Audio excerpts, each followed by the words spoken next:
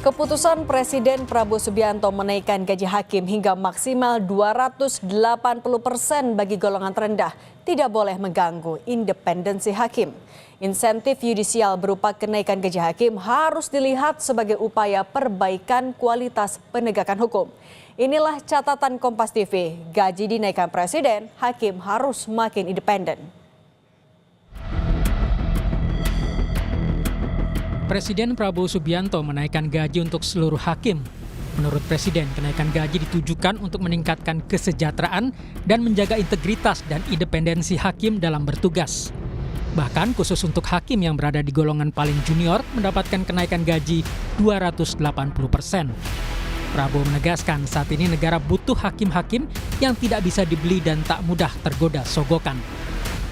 Percuma kita punya polisi yang hebat, tentara yang hebat. Si koruptor, si maling, si bajingan itu begitu ke pengadilan lolos.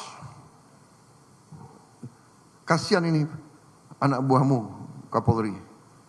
Jadi kita butuh hakim-hakim yang benar-benar tidak bisa digoyahkan, tidak bisa dibeli.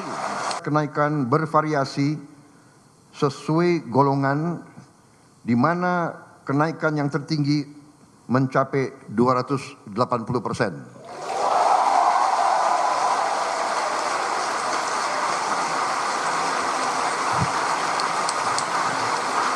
Dan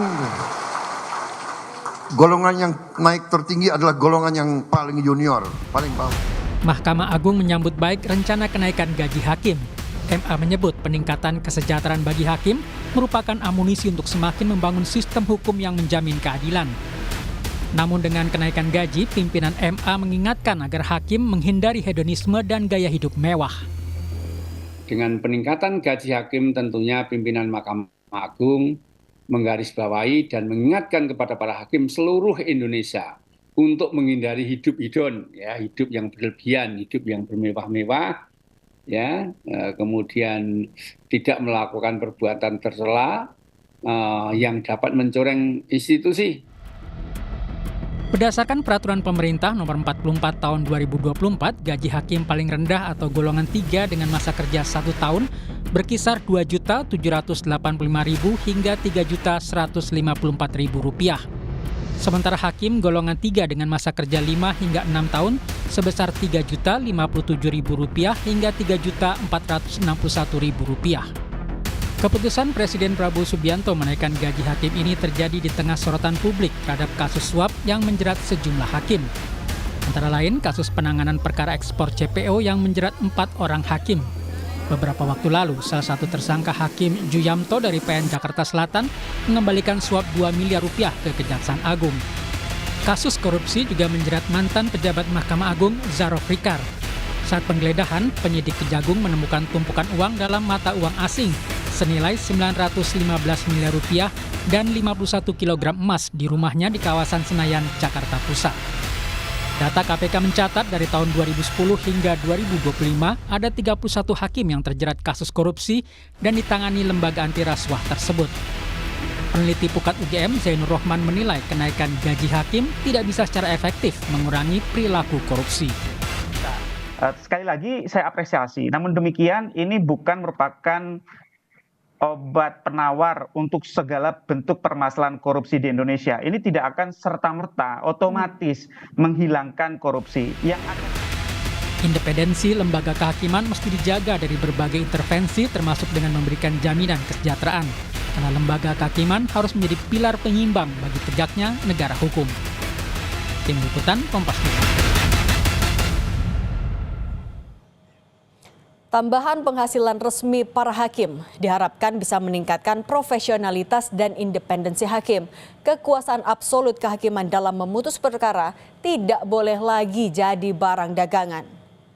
Praktik jual beli putusan perkara di pengadilan harus disudahi. Sistem peradilan hukum di Indonesia melibatkan pengadilan, kepolisian, kejaksaan, dan lembaga pemasyarakatan. Keempat lembaga saling terkait dalam menjaga reputasi, kredibilitas, dan keadilan dalam hukum.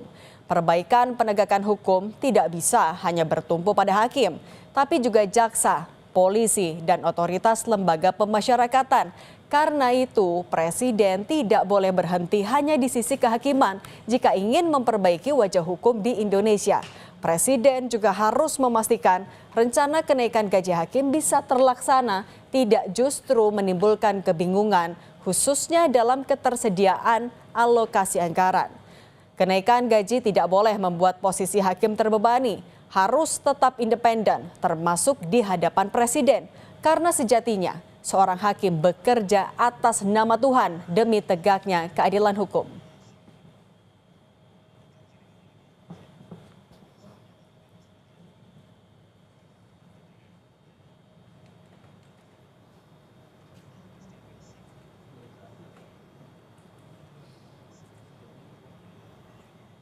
Demikian catatan Kompas TV hari ini, kita jumpa lagi pekan depan.